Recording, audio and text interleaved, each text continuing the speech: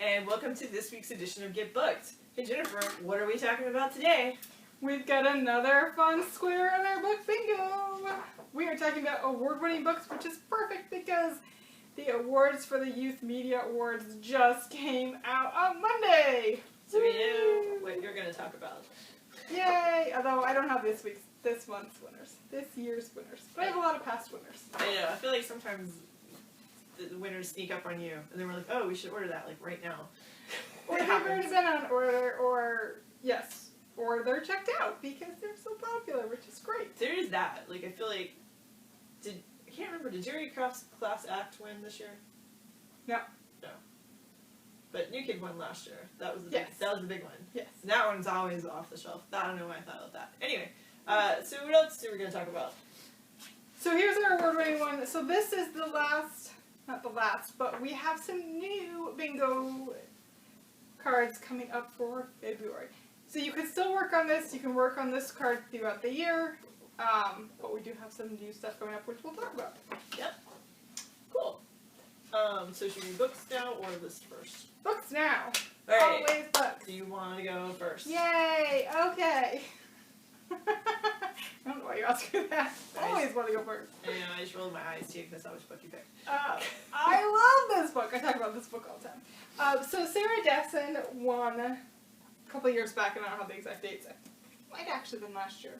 I don't know. She won the Margaret A. Edwards Award, which is the Young Adult Award, and it's for an entire body of work. So your contribution to young adult literature, yay, Sarah Dessen. This is one of my favorites by her, but we have a whole bunch of other books by her. This one, Macy's dad died, and ever since, she's kind of tried to fit herself into the perfect mold that her mom doesn't have to worry about. And of course, this summer, between her junior and senior year, things go wildly different than she ever imagined. And it's so much fun, and there's a good love interest. He's great. Anyways, don't listen to her. It's a really fun read. Sarah Dessen also kind of writes characters in the same setting, so you see some of her characters kind of popping up in Easter eggs in her other books. I like that when that happens. I love that. Okay, so my first one is a graphic novel. This is, I know, a big surprise.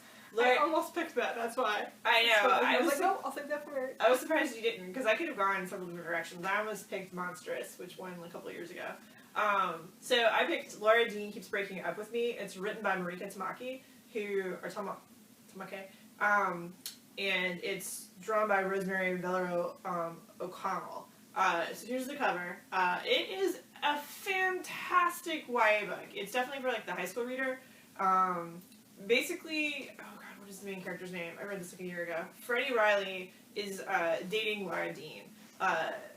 Laura Dean's the worst girlfriend ever. And Freddie does not deserve this at all. Part of the reason I love this book is that it normalizes queer relationships for kids. Like, there's no coming out or anything. It's just, like, she's dating Laura Dean. And Laura Dean kind of keeps breaking up with her, but not quite. And so it's that, like... And you go through that a lot, like, middle school, high school. Like, you break up, you get back together, you break up, you get back together. At one point, are you like... Yeah. Like, what's the tipping point? So the book is really about Freddie trying to find herself, but also realizing... maybe who she is when she's with Laura Dean isn't really the best. Because there's also a really good subplot of friendship and what it means to be there for your friend and how you can be terrible when you're not there for your friend. So it's drawn really well. It's written very, very well. It won the Eisner for like the best like YA book. Because the Eisner Award is the award that's awarded every year at San Diego Comic-Con, and there's several different categories in the Eisner for different things like Best Ongoing Series, Best Cover Artist.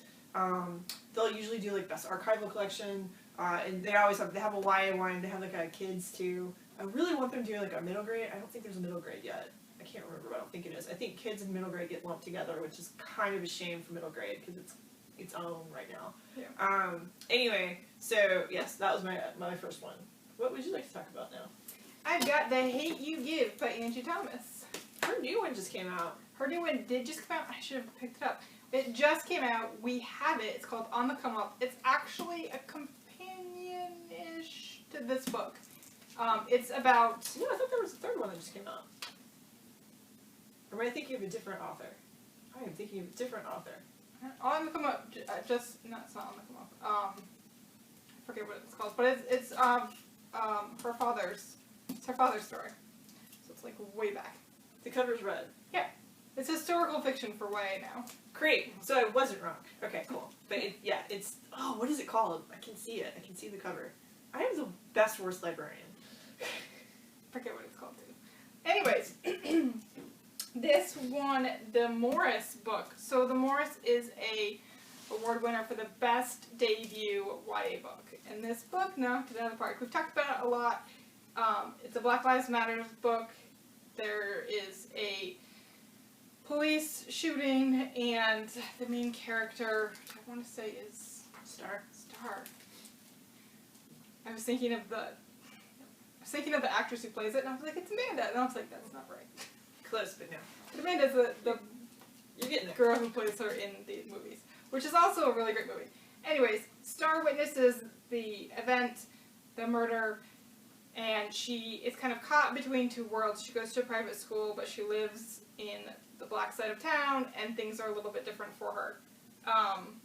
And so it's kind of about her finding her voice and realizing that her voice has a lot of power. So it's really great. Cool. My next book is also an Eisner Award winner. This one won for the, what is it officially called? Did I write it down? I might have written it down. Nope, I didn't write it down. So, basically, it's like best realistic work, or not realistic work, but like nonfiction type. I can't remember the exact title. I'm killing it today with my mistakes. It's okay.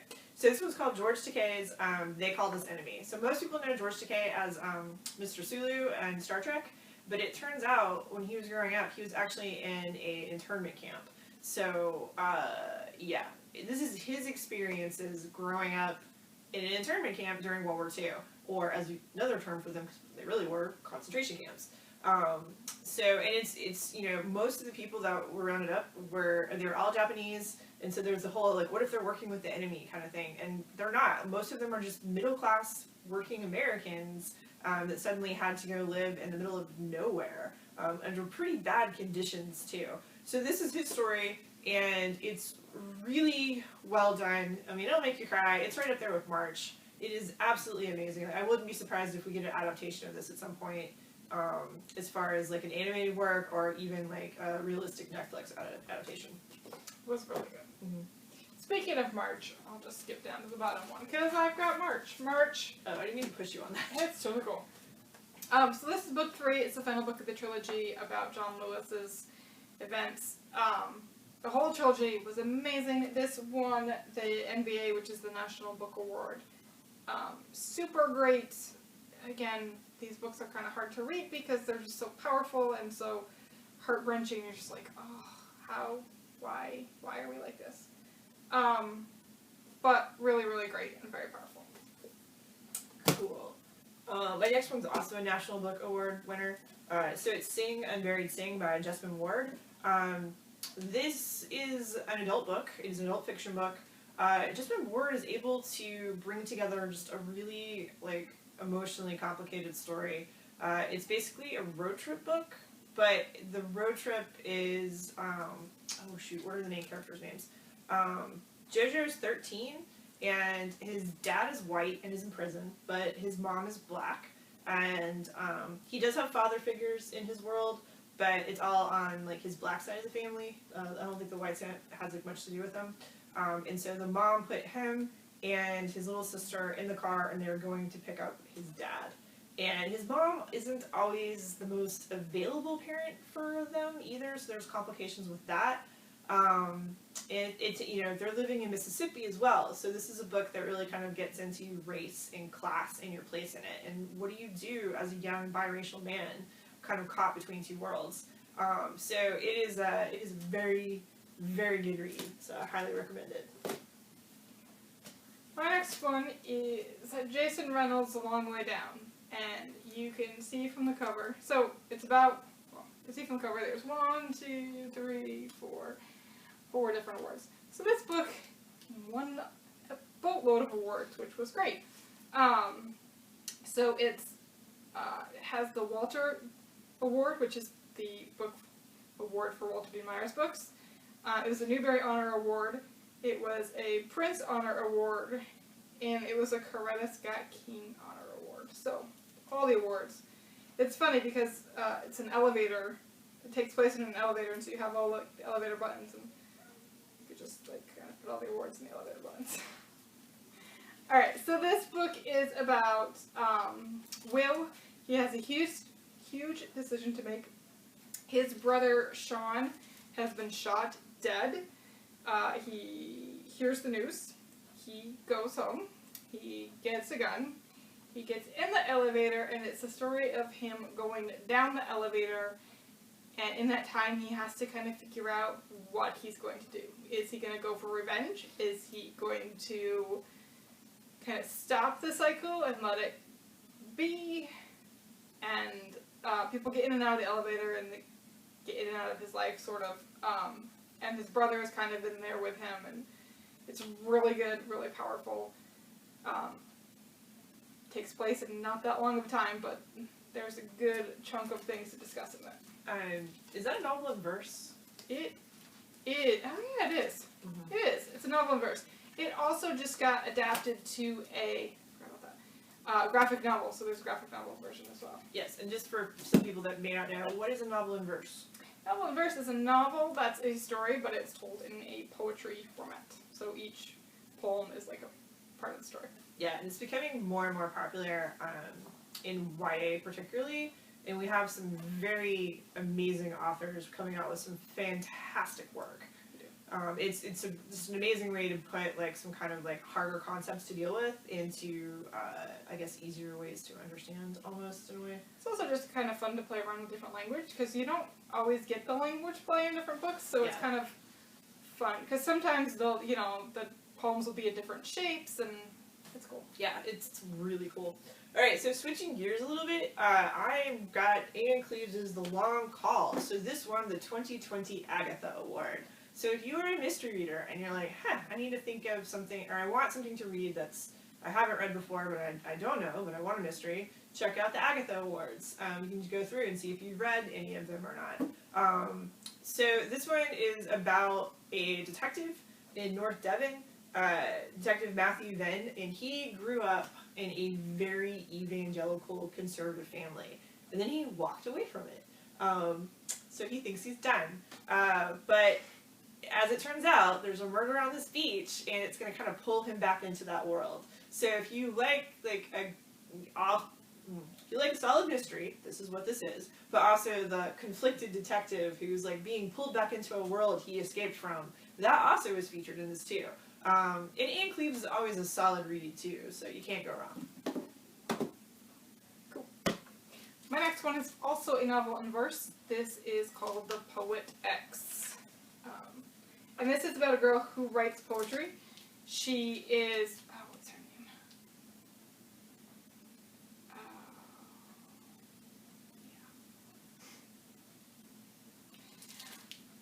I don't know how to say her name, and rather than say it completely wrong, I'm just not going to say her name. She is a great character. She gets some comments about her body. She's kind of curvy, and she gets comments about her body, and she's like, yeah, I'm not really interested in that. And she uses this journal to kind of write down her feelings and her thoughts, and she's a poet. And it kind of,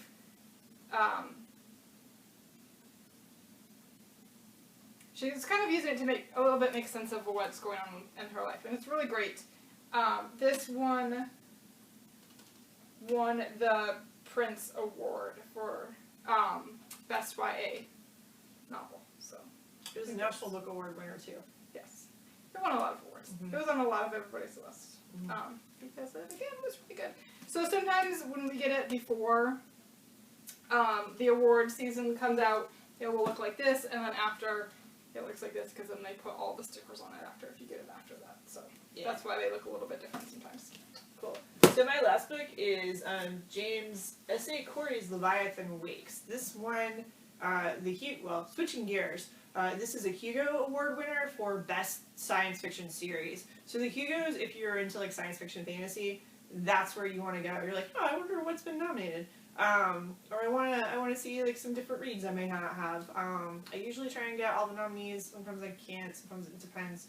But yeah, there's this one, and there's also the Nebula Awards, which is similar.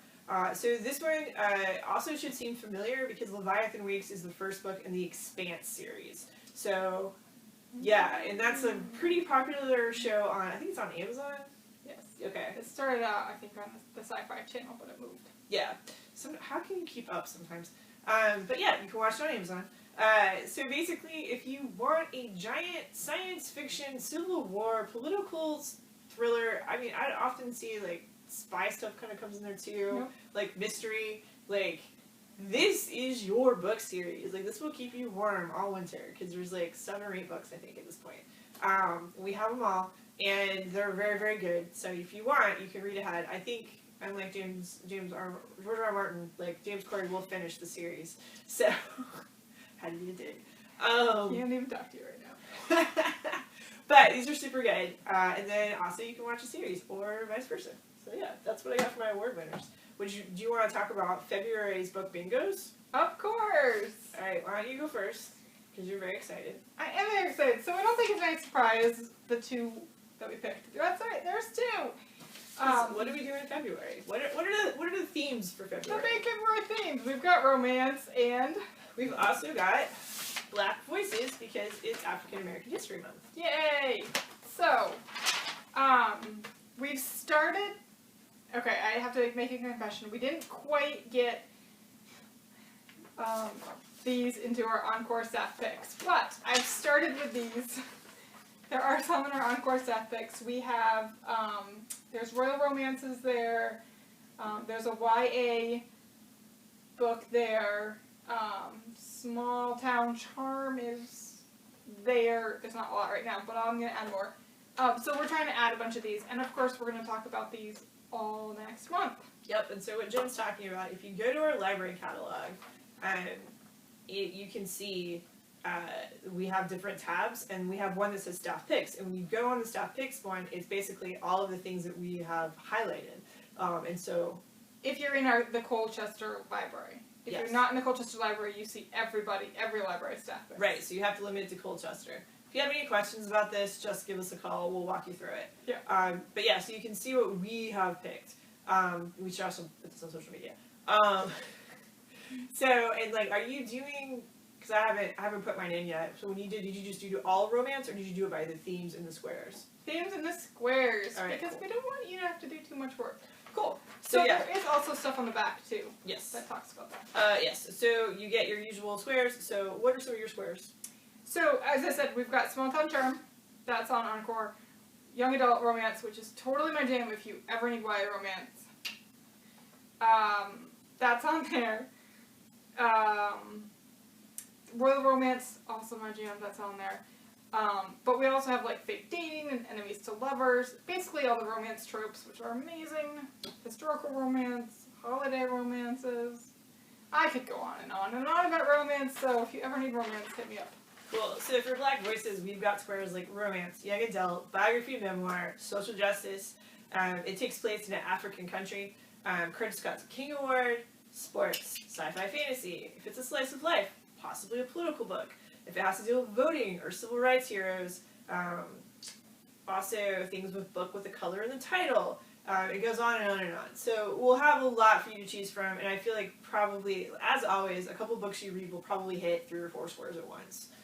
So yeah, so that's what we've got for Gift Book today. We'll see you next month. I'm sure we'll both highlight stuff from each part. Yes. Yes. Okay,